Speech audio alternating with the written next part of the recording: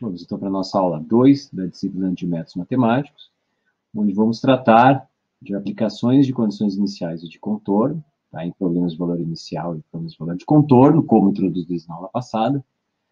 Mais especificamente, vamos dar uma analisada quais são as condições típicas em problemas de engenharia química, tá, e como a gente aplica essas condições para determinar constantes arbitrárias de uma solução geral.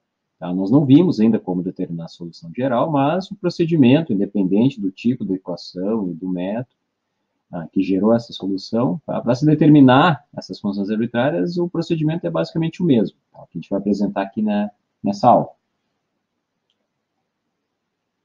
Então, relembrando a aula anterior, da aula A1, parte 2, que em problemas de interesse prático, as EDOs surgem ou na forma de problemas de valor inicial, onde buscamos uma solução que satisfaça o que chamamos de uma condição inicial, tá? Ou em problemas de valor de contorno, onde buscamos uma solução, tá, que satisfaça o que chamamos de condições de contorno. São informações sobre a solução nos contornos do domínio de interesse. Então, em problemas de valor inicial, tá, seria os mais fáceis, o que a gente precisa é uma condição inicial, que consiste em conhecer, então, o valor da variável e ou a sua derivada num dado ponto, que geralmente é o início, né, do processo, no estudo de um processo transiente, a gente chama de valor inicial. Vamos tomar esse problema, que consiste em estudar o resfriamento ou aquecimento de um corpo em contato com o fluido. Tá? Inicialmente, ele está, então, numa temperatura TI, está em contato com o fluido a temperatura T infinito, tá? De tal maneira que o calor é trocado de forma convectiva. Então, o que a gente precisa saber é qual é a temperatura inicial, ou seja, no tempo zero, para determinar, então, a evolução da temperatura com o tempo. Tá? Essa evolução pode ser diferente, dependendo das condições impostas, aqui os valores de H, de T infinito, tá? Mas sempre vai seguir essa condição inicial, ou seja, o valor da variável na origem, no instante inicial. Temos aqui um outro problema, tá? Que é um sistema massa-mola, onde nós temos um corpo amarrado a uma mola, que fica vibrando em torno de uma posição de equilíbrio, tá? Sob possível ação de forças de atrito com a superfície. E o objetivo é calcular a posição do corpo em função do T, tá? A partir da resolução dessa equação diferencial, que é a segunda lei de Newton, tá? Levando em conta o balanço das forças atuantes. Então, como é uma equação de segunda ordem, precisamos de duas condições. Essas condições nesse problema são tipicamente conhecidas no mesmo ponto, ou seja, no instante inicial. Mais especificamente, a gente conhece qual é a posição inicial do corpo e qual sua velocidade inicial. Lembrando que a velocidade é a derivada de y em relação da posição em relação ao tempo. Então, a partir dessas duas informações matemáticas, o valor da função e da derivada da função, nós determinamos o que acontece daí por diante. Ou seja, nesse ponto inicial, ela satisfaz as duas condições impostas. Então, em geral, nos problemas de valor inicial, a gente especifica alguma informação sobre a variável a ser determinada no início e calcula tudo que vem ali a partir desse ponto. Já em problemas de valor de contorno, tá, nós temos que conhecer informações sobre a solução a ser determinadas em diferentes pontos do domínio. Tá? Essas informações, elas podem ser expressas de diferentes maneiras do ponto de vista matemático, como a gente vai ver, e tem diferentes origens, tá, do ponto de vista físico, tá, em problemas de interesse prático. Para a gente relembrar, apresentar, exemplificar essas diferentes possibilidades nos próximos slides, vamos usar, então, problemas de transferência de calor, certamente vocês estão habituados, nos quais buscam-se analisar perfis de temperatura e de fluxo, e calcular, né, fluxos de calor em uma parede plana, que divide dois ambientes, chamado de 1 e 2, sob condições térmicas distintas, um mais quente, um mais frio. Tá? E para relembrar como geralmente a gente formula, né, o problema e representa soluções, tá? Tipicamente a gente cria um sistema de coordenadas projetados no sistema. Então, x aqui é a direção transversal da parede. Aqui no eixo, que seria o y, a gente coloca a temperatura. Tá? Então, definimos quais são as posições das duas superfícies expostas aos diferentes ambientes, por exemplo, x igual a 0 e x igual a 1, se a largura dessa parede, né, for igual a 1, tá? E o que a gente faz, no fim das contas, lembrando, tem que resolver essa equação diferencial, onde K e QG são constantes, tá? Que vão gerar, então, perfis de temperatura, ou seja, funções T de x dentro desse intervalo, que vão ter que satisfazer as condições que a gente impor nessas duas superfícies, dependendo de qual seja, né, o tipo, né, de processo térmico envolvido em cada um dos ambientes. Tá? Do ponto de vista matemático, existem três maneiras de expressar essas condições de contorno. Então, vamos relembrar elas primeiro. O caso mais comum é quando nós temos o valor da variável conhecido no contorno, tá? Que são as chamadas condições de primeiro tipo ou condições de Dirichlet, é o nome de um matemático. A outra situação é quando a gente tem uma derivada conhecida no contorno, ou seja, eu não sei quanto vale minha variável no contorno, mas eu sei quanto vale a derivada dela, essa é uma informação tão útil quanto. Essas são as condições de segundo tipo ou condições de Neumann. E tem situações onde eu não sei nem quanto vale a variável, e não sei nem quanto vale a derivada dela, mas eu sei uma relação entre essas duas, que já é o suficiente, como a gente vai ver, para estabelecer a condição de contorno. Essas são as chamadas condições de Robin ou mista, ou ainda condições de terceiro tipo. Então, vamos falar um pouquinho mais de cada uma, tá? Primeiro, assim, de onde ela surge, e depois como a gente aplica elas para determinar constantes arbitrárias de uma solução geral. Então, o caso mais simples é quando a gente tem o valor da variável conhecido no contorno. Esse é o caso mais simples. Tá? Então, por exemplo, vamos supor que nós temos a variável conhecida no contorno. A gente expressa geralmente dessa forma, por exemplo, a temperatura, quando x é igual a 0 igual a Tp, ou simplesmente t de 0 igual a Tp. Tá? Assumindo que como é t de x, então está implícito aqui que o valor de x é 0. Então, nesse caso, vamos supor que a gente conheça, né, a temperatura nas duas superfícies, tá? Ou seja, conhecemos o valor da variável nos dois contornos, e o que a gente faz, então, é determinar uma solução que satisfaça a equação diferencial e que passe por esses dois pontos. Esse é o caso mais comum, tá? Quando a gente conhece o valor da variável no domínio. Mas em muitas situações nós não sabemos o valor da variável, no caso a temperatura, né, em uma ou mais fronteiras.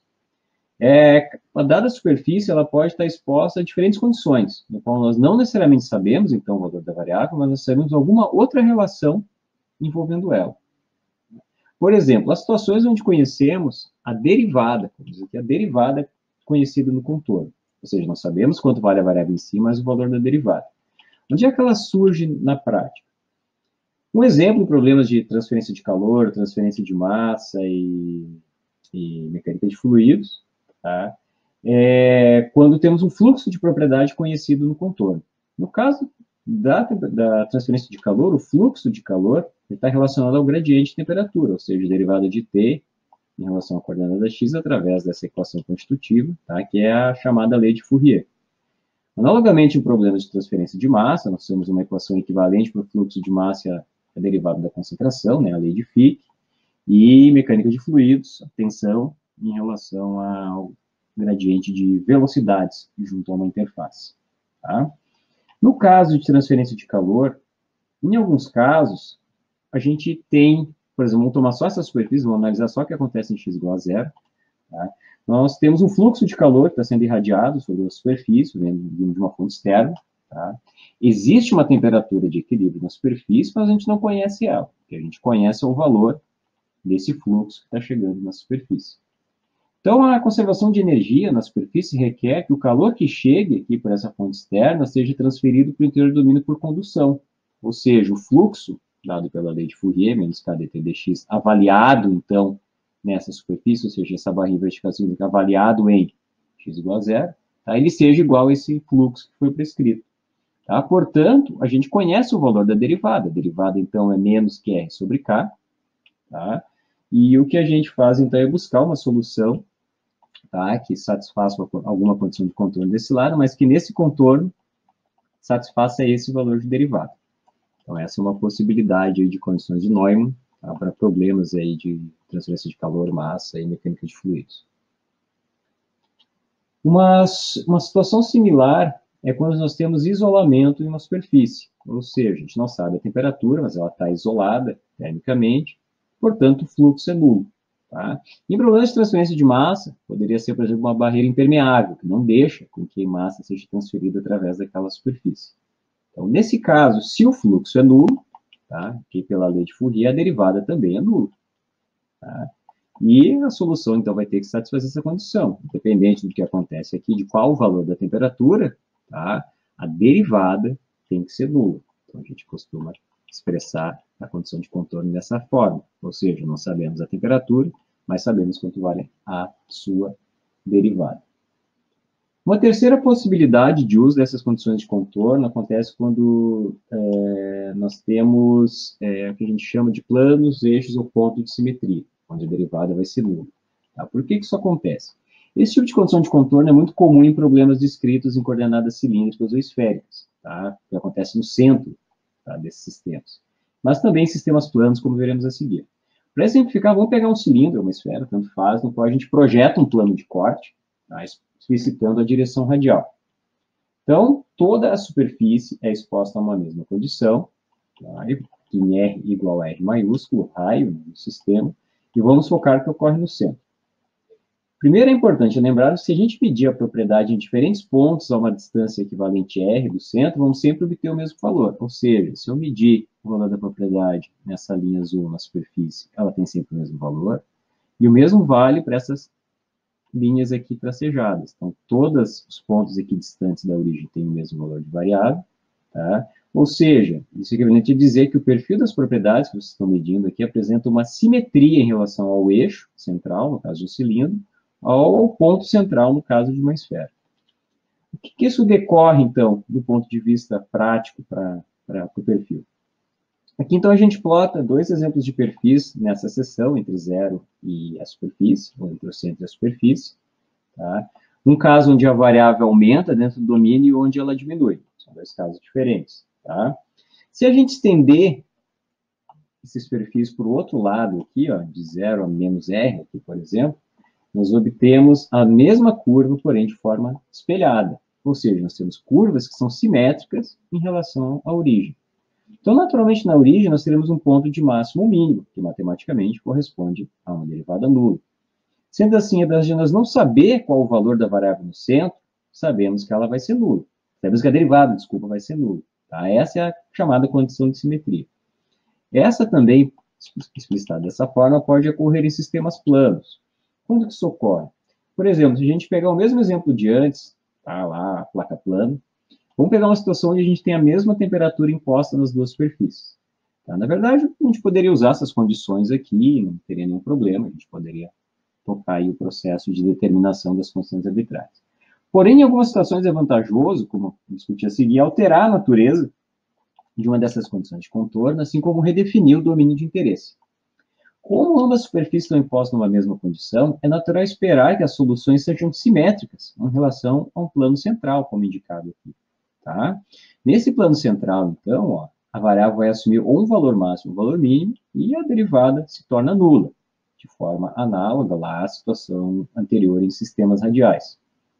Podemos, assim, então, redefinir nosso sistema de coordenadas, onde agora, ó, vamos pegar o centro, tá, como x igual a zero como centro, desculpa, da parede, e a outra superfície passa a ser x igual a 1, ou seja, metade do valor original.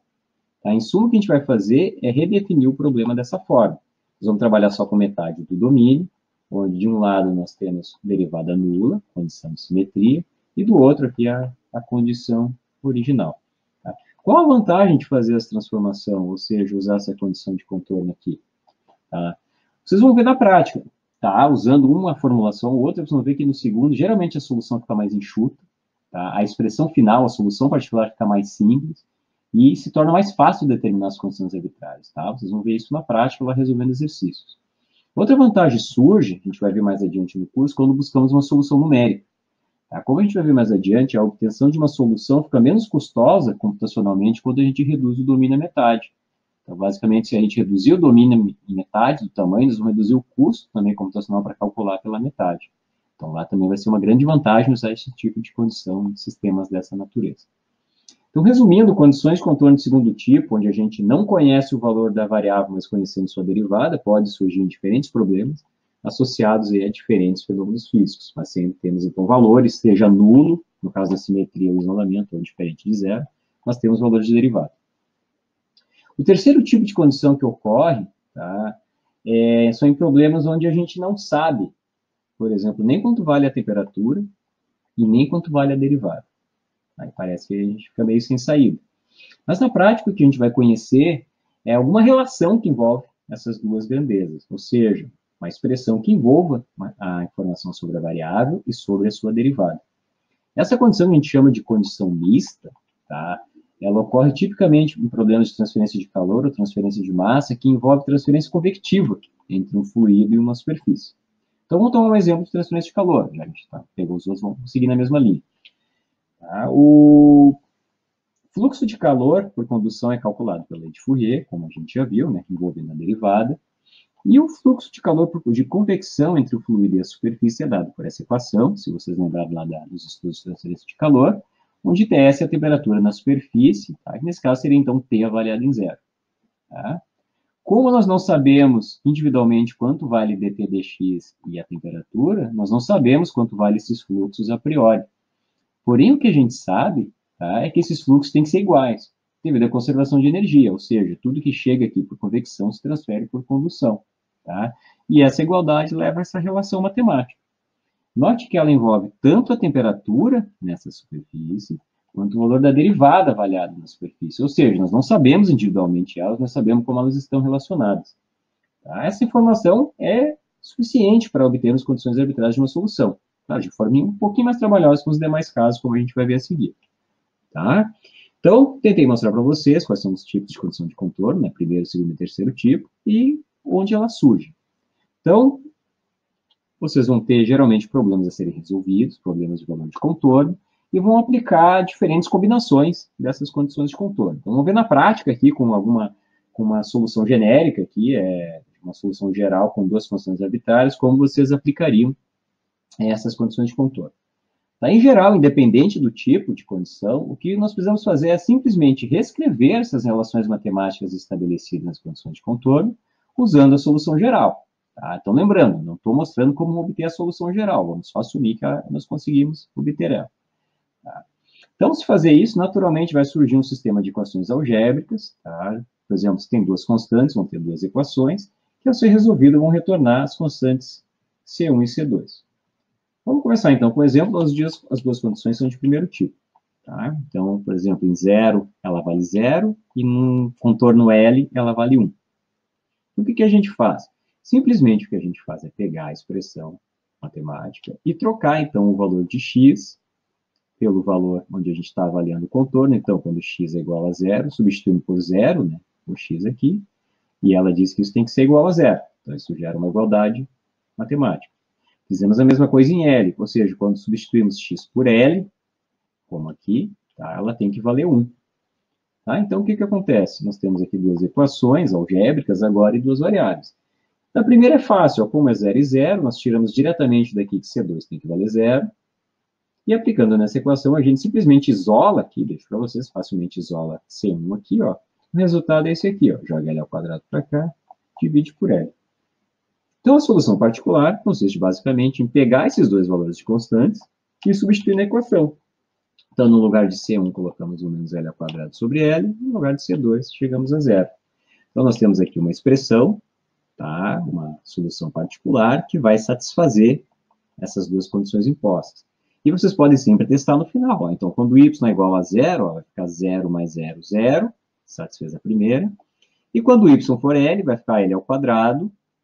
Aqui nós vamos ter L, que multiplica com L e cancela. Então, nós vamos ter L ao quadrado mais 1 menos L ao quadrado, que vai dar igual a 1. Então, notem, né, que essa equação aqui, ó, como verificado aqui, ela satisfaz as duas condições de contorno impostas. Aqui nós temos um outro exemplo, onde agora a gente tem uma condição diferente, tá, no contorno x igual a 0, ou seja, uma condição de simetria, por exemplo, onde a derivada é conhecida em x igual a 0, ela vale 0. E como a gente trata, então? Essa aqui a gente já viu como tratar, vamos ver como tratar essa aqui. Então, essa equação que a gente tem que fazer é, primeiro, então, avaliar a derivada de dy em relação a x, e depois que a gente avaliar essa derivada em relação a x, tá, depois que a gente tomar essa derivada, a gente avalia o valor dela em x igual a 0. Então, a derivada de dy dx vai ser o quê? Ó? Derivada de x ao quadrado, 2x, derivada de c1x, c1, derivada de c2 é 0. Então, essa aqui é a derivada de y.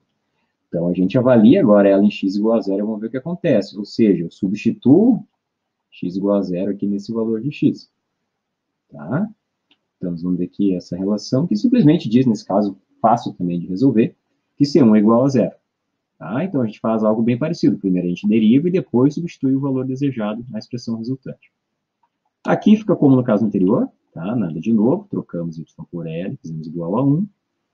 Daqui tiramos que C1 é zero, né? Então esse termo aqui vai embora. Então conseguimos isolar facilmente C2.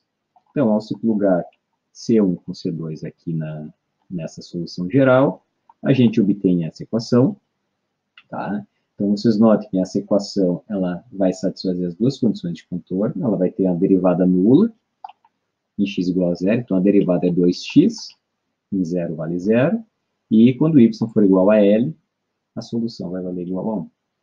Ok? Aqui nós temos um outro exemplo, também com condição de segundo tipo, tá? Mas ela tem uma função diferente na solução geral. Temos logaritmo de x. Tá? Isso vai surgir em problemas, aí, antecipando, em problemas de coordenadas cilíndricas, por exemplo, mais adiante aí na disciplina. Que dificuldade que surgirá na determinação das constantes arbitrárias? Vocês já conseguem antecipar? Tá? Nós temos a função logaritmo. E nós estamos tendo que avaliar, né, essa possível solução em x igual a zero. No qual a solução deve ser finita, então, como a gente viu, né, atingindo um valor máximo ou mínimo, mas porém finito, como já discutido. Tá? Se vocês tentarem aplicar diretamente, sem pensar, como no caso anterior, tá? Nós teremos isso aqui, então, derivado de x ao quadrado 2x, se é um logaritmo de x, C1 sobre x. Tá? Só que se a gente for avaliar em x igual a zero, ó, surge uma indeterminação, C1 por zero, e a gente não consegue sair daqui. Tá? Então, por que isso acontece? Por que isso acontece? Pelo seguinte, a função logaritmo de x, tá? Aqui que eu marquei em azul, ela vai a menos infinito quando x tende a zero, tá? Que seria a origem do sistema. E dessa forma a derivada, que é 1 sobre x também, tá? Vai a infinito. Dessa forma, essa função logaritmo de x não pode estar presente na solução. Por quê?